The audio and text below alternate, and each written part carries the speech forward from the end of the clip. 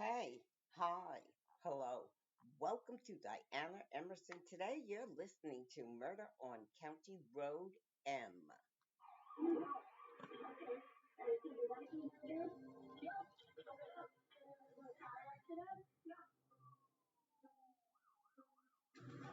Is this a penalty? No. The investigators are telling me they need to investigate this a little more thoroughly than just a traffic accident. And you guys know something wrong that happened to my wife? He was very fidgety, very nervous. His leg was shaking quite a bit. She's around her neck, they're consistent. Okay, and I never checked her. They're gonna start looking into this and figure out, well, this is silly. Like, he didn't do this. 3 months after a West Salem woman died from what was believed to be a freak accident, her own husband is now charged with killing her. So Ken, isn't it true that you punched her and broke her nose? No, There's blood on both your knuckles. it's not from punching my wife. It absolutely made no sense to me that this man, after 25 years of a marriage that everybody saw as being happy, one day just snapped, killed his wife, and staged an accident.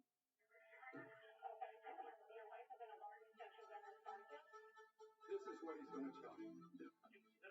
Situation. I'm not the first place to put a body. No, sir. The only thing they could do was kill him. You want to say anything? We, the jury, would find the defendant.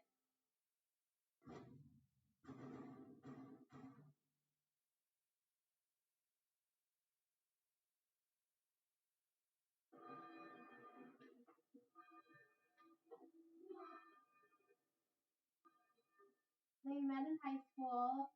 Husbands should love their wives as much as they love themselves. Todd and Barbara had a really special relationship. For as much as Todd and Barbara have consented together in holy wedlock, I pronounce them husband and wife. And then they just were together ever since.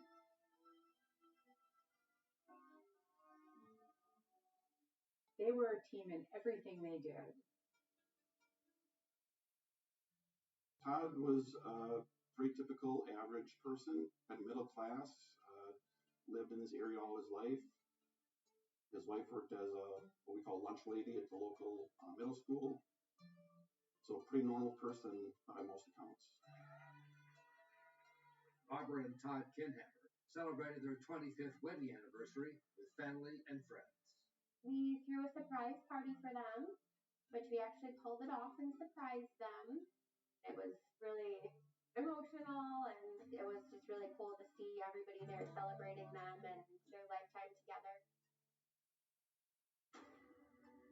1 month later, on County Road M, tragedy struck. No, okay. And so your wife is injured? Yes. Okay. And you was in a car accident? Yes, a pipe or something came through the windshield. Okay. So what's your first name? Todd. Todd, okay. We're going to help you help her until somebody gets there, okay? He sounds upset. He sounds excited. It sounds like a weird accident, an unfortunate accident.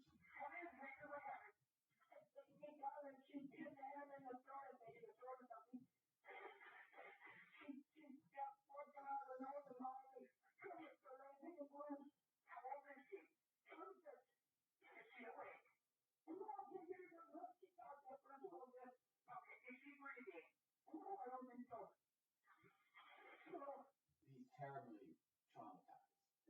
He's like, what do I do?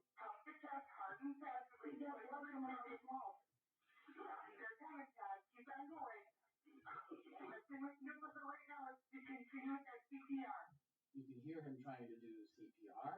He's out of breath. Then he's worried that he may have hurt her because he didn't do it right, made it worse.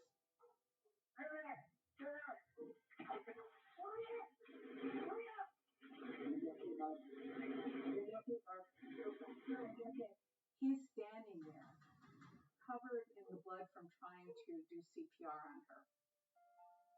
He was interviewed 4 times in the first hour while his wife is receiving CPR, while she's being loaded into the ambulance. Barbara, still alive, was rushed to the hospital. Sir, come on over with me, okay? What happened? Do you know what happened?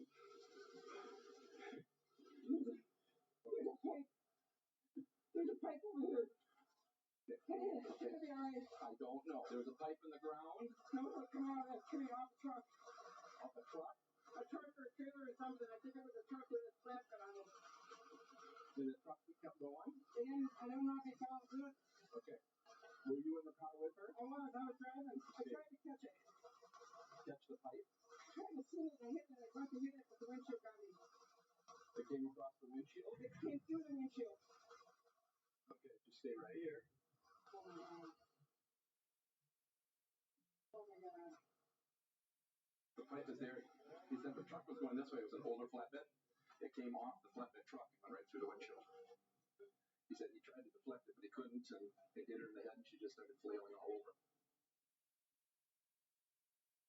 The officers could not understand how his car ended up as it did in the culvert. Is this something normal to you? Well, he said he backed up because he was such a panic. Is this normal? No. All he cared about was Barbara. And she was in trouble, and there was nothing he could do. He was absolutely helpless. And he was so upset and so frantic that every single one of those police officers who talked to him at some point had to say, "Breathe, Todd, breathe." Todd, listen to me. Deep breath. You're starting to hyperventilate, okay? Through the nose.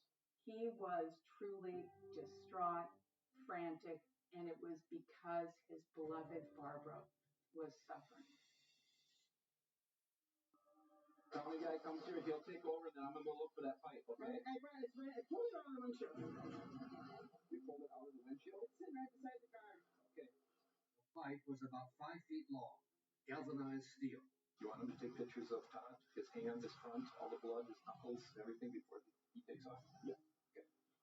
At that point, we were still, trying to figure out what we had. So that's where we were just trying to make sure we documented that. Barbara was in critical condition at the hospital on life support as the family gathered. They were starting to tell us that, there was not going to be much else they could do, that she was going to be brain dead. Police immediately began a search for the truck that might have dropped the pipe. We had investigators were out pulling video from different businesses, different residences, to try to locate this truck that he had explained to us was there and passing. One video from a horse farm showed the car that Todd and Barbara were in that morning, about a mile before the accident happened. Within a minute or two, you should see a truck going southbound if there were a truck, and there isn't any. Other videos were closely scrutinized. We're never able to see any kind of truck that he would have described to us go by, and we're never able to find anyone that would have been driving a vehicle matching that description and with a payload that would have matched what Todd described.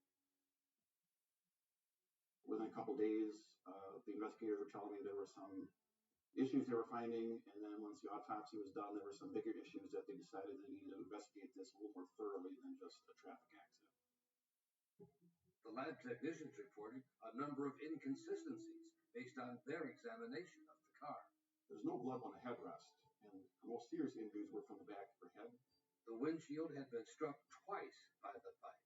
So we tried reenacting it. State police investigators conducted some 12 different reenactments with a similar pipe. Some of them do show bouncing, but I think only one of them showed that. And whether it bounced or not, it still doesn't hit the windshield twice. He still didn't have two impacts. He said that he had gotten some scratches on his neck from working with glass at work. It turned out he doesn't work with glass at work. He had some injuries to his knuckles that he said came from hitting the windshield, which seemed unlikely. I should go ahead and see there. On the day before Barbara's funeral, Todd Kenhammer was brought in for questioning. We were still trying to figure out, maybe there's something we're missing that he can explain that, okay, that was all wrong, but here's what really happened. I just wanted to say, sorry for your loss. Terrible tragedy. Can't imagine what you're going to do. Investigators told Kenhammer they needed his help with some new video leads. Did you find anybody? So they tricked him to coming back, and they said, hey, come in, we found some videos of a truck or something, when really what they wanted to do was to bring him in and put the screws to him.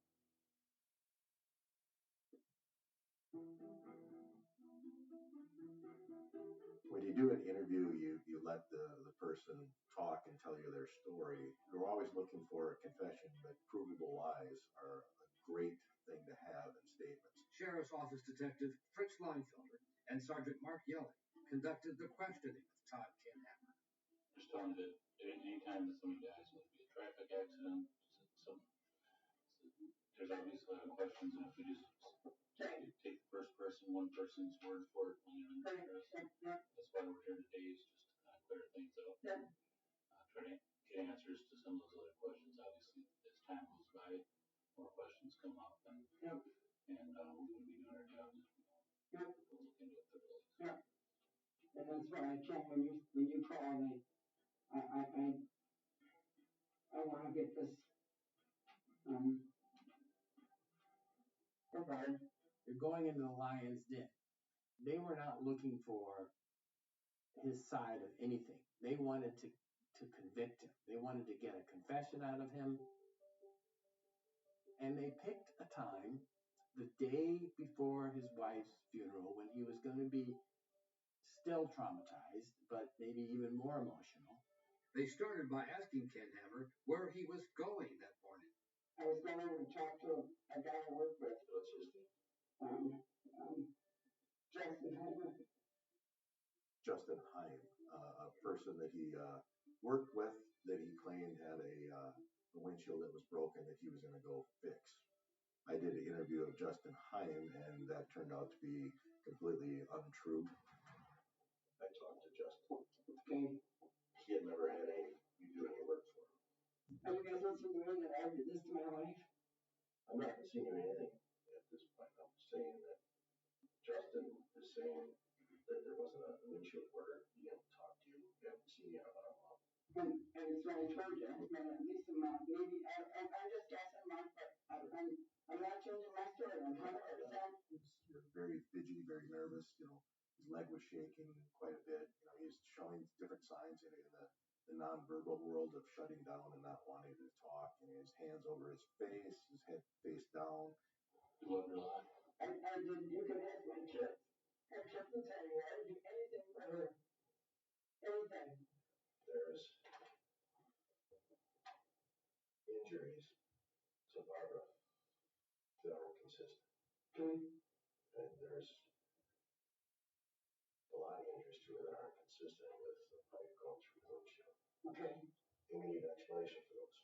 Okay. And we don't have an explanation for some of those injuries because they didn't happen by a pipe coming through the windshield. And I think you understand that. I think you know that. Okay. There's injuries to the back of her head. There's injuries to her neck. There's injuries to her nose. There's injuries to her forehead. There's injuries to her jaw.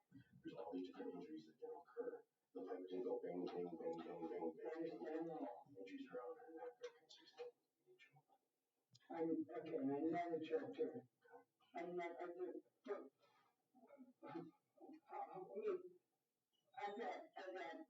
Todd, you gotta stop for a second. Take a breath. Relax, okay? I can't.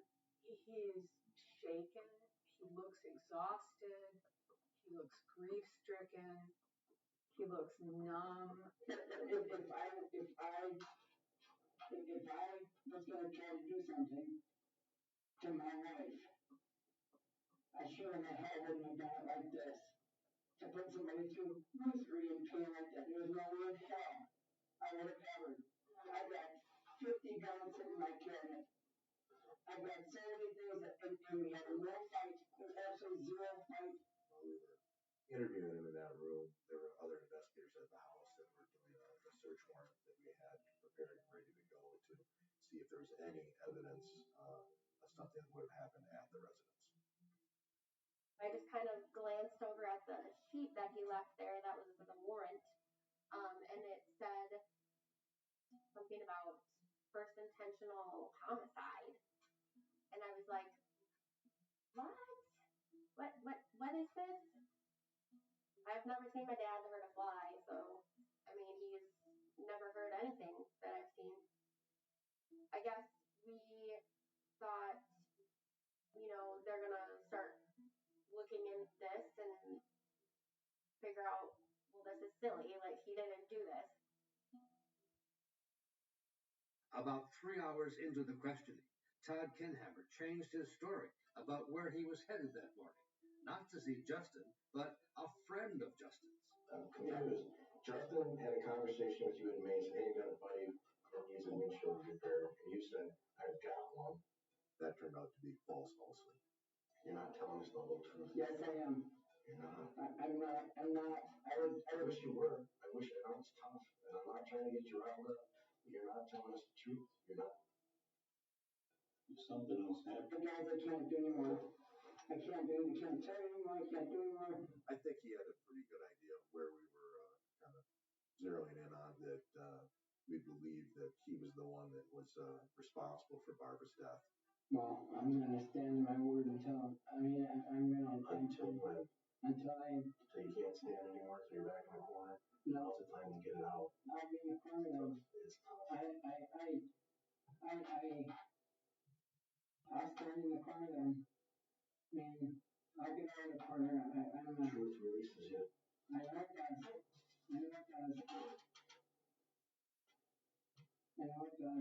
And I have nothing in mind about. Nothing. You have a lot of reasons for sticking to your story, I understand that. But tell me the reason I would have to do this to my wife. That's what I don't understand. We did not have a strong idea of what a motive might be, other than we don't know what happens in domestic relationships. We're going to go through everything. Phones, computers, everything. Everything. Her phone. We're going to talk to our friends, talk to your friends. They looked at bank records. They talked to coworkers to find out if there was any hint of what might be going on in their lives at the time, but nothing jumped out as a motive for crime. They've combed through our lives with a fine-tooth comb and can't find anything. I'm the one who's lived with my dad and my parents my whole life, and I know them, and anybody else you ask that knows them knows that he didn't do it. We're going to do everything. I understand that, and I'm not going to hide one thing from you guys. If there's anything that, I think, in my opinion, that you're hiding one thing, and that's how all these injuries happen. No. The story doesn't add up. Obviously, you didn't plan because this is. I don't do this stuff right now. I didn't. Something happened that you're not telling us. Okay. I appreciate your time. You know, the injuries are what they are. They didn't occur as you said them. You're the only one that was there. You're the only one that knows. I am Barb. We can't ask Barb, okay? No, we can't. We can't ask Barb. We can ask you. And you're the only one that's going to be able to tell us. In her memory, you're the only one that's going to be able to tell us. No. Someday you're going to. I think you're going to. It's going to fester and rot. You're going to tell us what happened. Accidents happen. It wasn't the accident on the road. It was an accident that happened prior to that between you and Barb. Things got out of hand. And things shouldn't have happened that happened. But they happened. That's what it is. I would never, I don't care what the explanation was, hurt my wife or anybody for that reason, especially in that manner. Something happened. Something triggered it. You said you don't snap, but something happened. So you're going to let me know where the next step was or what? If you want to know, all you got to do is call. We had no further questions. He was allowed to leave the sheriff's office. Something caused Todd to snap, not exactly sure what it was. And a fight ensued. And looking at the nature of all the injuries that we have, it looked like that Todd beat his wife to death. But with no confession, it would be up to the crime lab and the forensics team to turn the theory of what happened on County Road M into enough evidence for an arrest warrant. One of the theories that we had is that Todd retrieved the pipe from the trunk and then threw the pipe through the windshield and staged the incident. And a single blade of grass became an important clue. The car was backed into the swamp where there's some tall swamp grass. It looked like somebody had opened up the trunk and closed it and caught some of that grass in the trunk. And that's the only way the grass would get there. There's no explanation for that other than somebody going in the trunk. And the photos taken of Kinhammer the day of the accident also became important. He had injuries to both hands on his knuckles, plus scratches around his neck. There was obviously a fight inside the car. No blood in the headrest kind of tells us that that's not maybe where those injuries happened. And then a truck driver who had passed the accident scene came forward as an eyewitness. And he saw a car in a ditch and thought maybe it was a teenager that made a wide turn and got stuck, so he slowed down, looked to see if any people were there. Most importantly, didn't see any people and also didn't see any damage to the windshield. Obviously, the car didn't go into that ditch because the pipe came through the windshield. That must have been done afterwards. In other words, it must have been staged. At the Kinhammer home, the family was in disbelief about what was happening. He's a suspect now and he's going to get arrested. And we're like, well, they can't arrest him. Like, he hasn't done anything. And we just kind of talked with him and he told us what was going to happen, and it did. 3 months after a West Salem woman died from what was believed to be a freak accident, her own husband is now charged with killing her. News 8's Madeline O'Neill now joins us in the newsroom with the latest. Martha and Mike, a homicide charge against 46-year-old Todd Kinhammer has been filed today after an investigation shows he may be lying about how his wife died. It felt like it kind of came out of nowhere. You know, having an arrest for a homicide that you didn't know was a homicide, that you thought was a crash, was out of the ordinary. Kinhammer pleaded not guilty, and his family stood strong behind him, raising the money for a vigorous defense. It absolutely made no sense to me that this man, after 25 years of a marriage that everybody saw as being happy, one day just snapped and killed his wife and staged an accident, and that was that.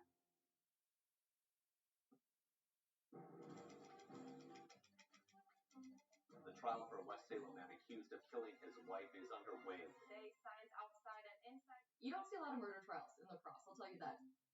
Seats in the courtroom were set aside for Todd's family and across the aisle for Barbara's family. Family members were overwhelmingly in support of Todd, and that even included Barbara's mother. She'd sit on the side for Todd rather than for Barbara. He's a basket case pretty much the whole time. He actually developed Graves' disease, which is hyperthyroidism, which causes tremors, which people attributed to his guilt, but he had an untreated medical condition going on. We'll start with the state, Mr. Grinke.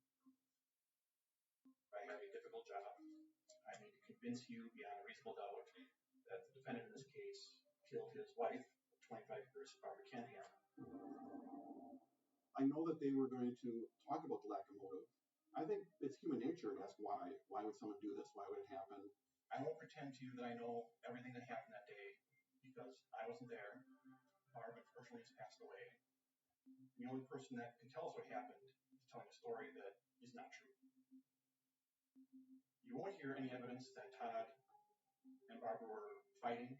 Many people say that they seem to be a good couple, a happy couple, a normal couple. There won't be any testimony or witness to some sort of argument or history of violent behavior. But in the end, you will be convinced that there was no truck. There was no truck that lost the pipe. The pipe did not fly. It crashed the windshield. And once you understand that the only reality left is an unfortunate one that nobody wants to face and no one wants to admit, but we have to find the truth for Barb. At the end of the case, I'll ask you to enter a conviction of guilty for first-degree intentional homicide for Todd Kinhammer. All right, Mr. Hurley, are you ready to give the defense opening? Yes, sir. All right, proceed. Good morning. In his opening statement, Mr. Grinke told you that you're not going to hear evidence of a motive. It's not simply that you're not going to hear such evidence. What you will hear is evidence of one of those quiet but amazing love stories. You had a kind of marriage where they were constantly in point. And defense lawyer Steve Hurley told the jury that they would hear from Todd Kinhammer himself. You'll hear that on the Thursday following her death, it finally hit him. He's going to tell you that he spent the day crying and crying and crying. And while he was doing that, he got a phone call from the police. and they lied to him. They said they wanted him to come down and talk to them because they had some video of possible flatbeds that they wanted him to look at. And he said, oh, okay. And you're going to see that tape. You're going to see someone who is in an emotional state and incredibly nervous. When you've heard everything, it isn't simply that the state will not have proved beyond a reasonable doubt that he killed his spouse. You will know that Todd Kenhammer could never have even had the thought pass through his head. And I will ask you to find him not guilty. Thank you.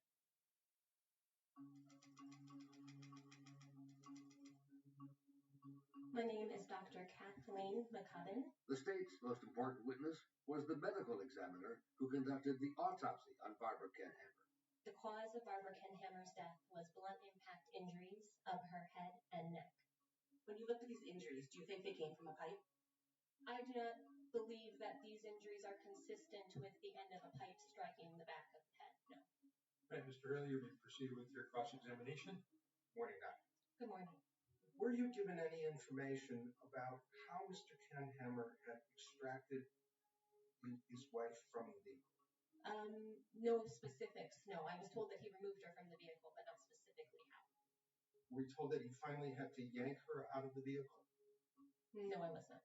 Were you told that after he extracted her from the vehicle, they fell backwards with her on top of him? I don't think that specifically was told to me, no. And at each of these movements, there is the opportunity, is there not, for the body to incur a scrape or a contusion? That is a possibility, yes. Mr. Brinkley, are you ready to call your next witness? State calls Justin Hine. Justin Hine was the person who Kenhammer had originally told police he was going to see about a replacement windshield on the morning of the accident. Are you aware of any reason why Todd Kenhammer would have been coming to your house on the morning of September 16th of 2016? No. Kenhammer had then said he was actually going to see a friend of Hine, Ben Path. After I spoke with Ben, I told Todd that Ben was not interested in having the windshield replaced, and that was pretty much left at that. And then the one witness who had driven by the car in the ditch that morning before police arrived. Sir, could you state your name? Randall Hurler? As you drove by, did you hear anything? No, I did not. Did you see any damage to the windshield? No, I did not. As I looked through it, at that angle, and seeing the door was open, I saw no damage whatsoever. It all left a lot riding on Todd Kenhammer's testimony, but his family was confident. We had our hopes up because we were like, this should be pretty cut and dry. Like, it's blatantly obvious that he didn't do this.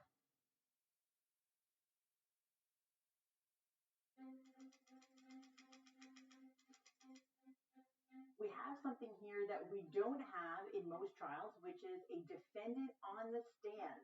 His testimony in this case is the turning point. Todd Allen Kenhammer.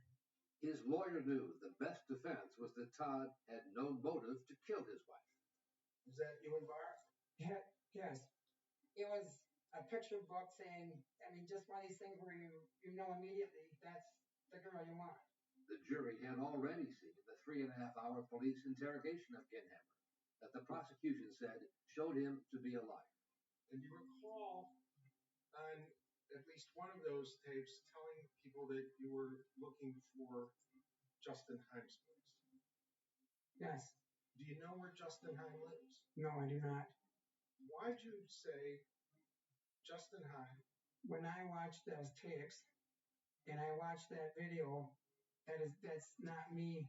It's me in the picture, but it's not me talking. It's not right state of mind talking in that. I wasn't thinking of where I was going or what I was doing. I was thinking of Barb. And now, he testified, he recalled he was actually going to see somebody else who Justin Hine knew. Do you remember the name of the person you mentioned? It was Jerry Logan.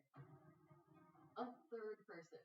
We could not believe that when there was a third person. That's just one of those jaw-dropping moments. Do you recall when first asked what happened, you said a pipe came through the windshield. Yes. And was that true? Did a pipe come through the windshield? Yes, it is. Did you take her head and bash it against the wheel rim? No. Did you take a pipe and beat her with it in any way? No. Did you love her? Yes. Did you love her on September 16th of last year? Yes, I still do. Did you ever do anything to physically hurt Barb? No. I never have ever done anything to my wife. Have you ever lost your temper? No. Never ever lost my temper with Barb. I have no further questions. He didn't look like a killer. He seemed kind of sad, didn't he? Could the jury see him as somebody who's, frankly, just a husband who loved his wife, who got lost and badly confused in some sort of tragedy? It's not the worst reasonable doubt argument I've ever heard. Mr. Grinke, may continue your cross-examination. I was trying to be aggressive enough to show him that I believed he was lying so the jury would see that I thought he was lying to them. When the police noted scratches on your neck, you first said that was from working with glass, correct? I said that, yes. Well, were these scratches from glass? No, not from glass doing at home. That was a lie. It wasn't a lie. It was not true. It was not true. The scratches were from her trying to get you off of her, weren't they? No. The two of you were fighting and she was scratching your neck? No. While we're on that topic, your memory seems to fade at certain parts, Mr. Canham, and be solid in other parts. Is it possible you're making this entire story up? No. Mr. Canham, isn't it true that you punched her, broke her nose? No. Caused bruises on her face? No. There's blood on both your knuckles, right? It's not from punching my wife. There's scratches on your neck, right? Yes, there was. She had scratches on her neck too, right? Yes, she did. You were strangling her at some point, weren't you? No. You described a flatbed truck as a 2000 truck era, dark color, not white, pocket size, 8 inches, 2 feet. That sounds pretty detailed, doesn't it? It does sound detailed. You thought more detail would make your lie more believable. I was trying to help. Trying to help by sending the police on a wild goose chase? No, not sending them on a wild goose chase. They challenged your story about where you were driving that day. Do you remember that? Yes. You said you wouldn't change your story. It's 100% true. Yes. You said you wouldn't snap. Correct. But now we know they were right to question that story about Justin Hine, because it wasn't true. Correct. That's all I have. The prosecution closed out its case with a surprise rebuttal witness. Did you state your name? Jared Logging. The person Kinhammer had claimed in his testimony that he was going to see that morning. Immediately after that statement, we were on the phone making contact. He was extremely upset because he knew it was a lie. Had you talked to Mr. Kinhammer about fixing a windshield on that truck? No. I think it's just almost like a collective gasp where you see that third witness. That's the nail in the coffin.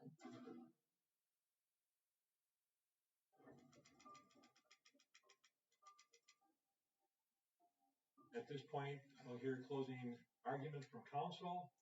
The state having the burden of proof goes first, but they also get the last word in a rebuttal comment. So, Mr. Grinke? Thank you, Your Honor. As I told you last Tuesday in opening arguments, we're here to seek the truth of what happened to Barbara Kinhammer. And the truth does not support the defendant in any way in this case.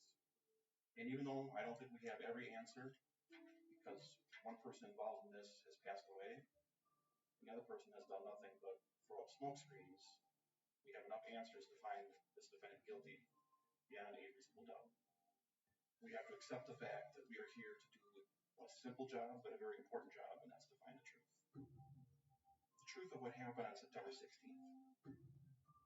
Not to judge the marriage of Todd and Barbara Kinhammer, not to say whether or not he's always been a violent man or always been a bad man. Sometimes people can have two sides of them, and sometimes good people do bad things. Sometimes bad people do nice things. If you believe that the defendant lied about what happened and did things to cover this up, he's guilty. It's really that simple. We've given you more than enough evidence to find that Barbara Canhammer was beaten to death. If you were to find him not guilty, you would have to believe he was the victim of not only an accident that defies physics and all the physical evidence, but a series of incompetent law enforcement officers, incompetent medical examiner, and an incompetent crime lab. You should give Barbara what her husband will not: the truth about her death. He killed her, and he should be held accountable.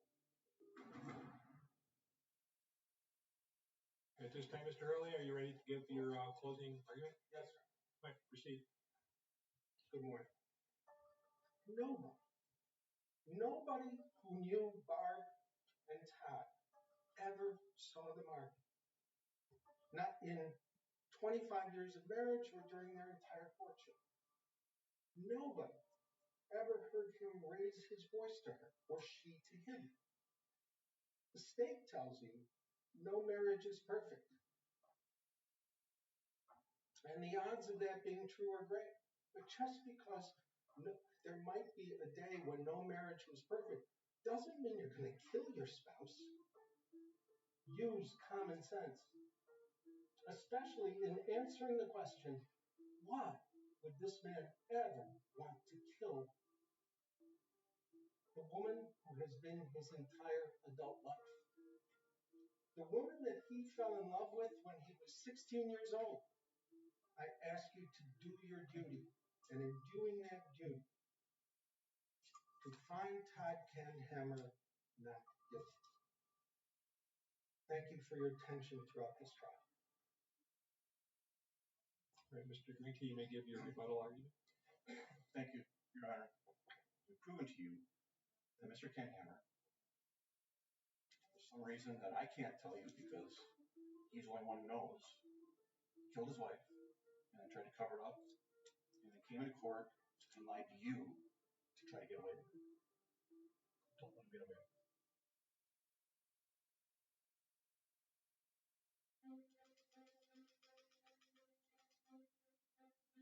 Been advised that there is a verdict at this point.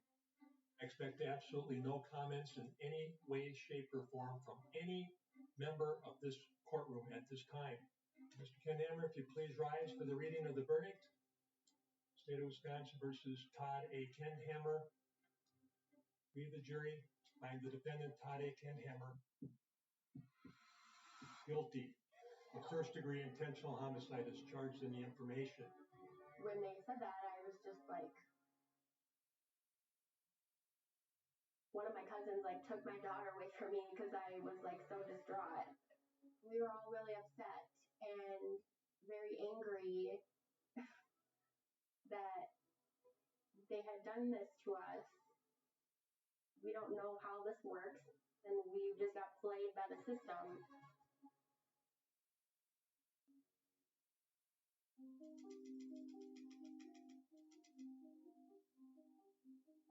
My name is Jessica Service, and I am Todd and Barb's proud daughter. My dad is an amazing, kind, and caring person, and he has been nothing but kind and caring to anyone he meets for my entire life. And I ask you for your consideration in my dad's eligibility for parole in 20 years. Please understand that my parents were a very big part of our lives, and we would like the opportunity to share more of our lives with my dad. Barbara Canhammer's cousin, Jerry Ann Buckner, was the only family member to speak against Todd Canhammer and on behalf of the victim. We are family too, with heavy hearts and compassion for all involved. That being said, we are compelled to stand up for Barbara so justice can be served and her soul can rest in peace. The horror of knowing she suffered terribly while being strangled and having her skull fractured by her assailant is gut-wrenching. There is not one of us here today that has not experienced anger or rage in our lifetime, but to blatantly and repeatedly lie to family, friends, co-workers, and law enforcement requires him to serve the full penalty for his crime. We ask the court this day to sentence him to life in prison. Mr. Kenham, at this time, do you wish to address the court? I do, Your Honor. I would like to say a thank you to my family and friends for the support that they've offered and continue to offer. And I appreciate that and thank you for the time. All right. Mr. Kenhammer, is there any reason I should not then now complete sentencing? No. There seems to be a hidden side to you. To me, you snapped on that date, you lost it, committed this horrific act. Barbara's dead, and there's the cover-up thereafter. That goes to your degree of culpability. You are the one responsible for her death. That's some pipe falling off a truck. There's a lot of pain and suffering in this courtroom. You're the focal point of it all. Whether you can ever restore people's faith in you, I don't know. But you are somewhat of an enigma. But this is not church. I don't believe in mercy in the courtroom. I don't believe in being lenient or harsh. Those are things that are not appropriate. What's appropriate is the right sentence for the right person. Your attorney's asking for a 20-year parole eligibility date. 20 years is way too short. The length of your marriage at 25 years is, in my mind, way too short. We'll set your parole eligibility or review date at March 9th of 2048. 30 years from now. You're 77. I was like, do you realize what you've just done to our lives and his life? We just kind of looked at him and, said that we loved him. And when they walked him away, I didn't really know what to think, but we're going to fix this. Like, they're going to realize they made a mistake. The family quickly hired a well-known pair of Wisconsin lawyers, a husband-wife team, to appeal the conviction. I've seen all kinds of homicide cases, and this one never added up to me. And they thought the reenactment video showing a bouncing pipe supported Kenhammer's version of events. The trial attorneys never put in the pipe drop reenactments to show that's exactly what could have happened. But the trial judge rejected the first round of appeals, and Todd Kenhammer remains in state prison. There's not a question in my mind that Todd did this. The theory of an accidental pipe flying through a windshield is so far-fetched. I'm 100% confident that we got the right person in jail and justice is being served.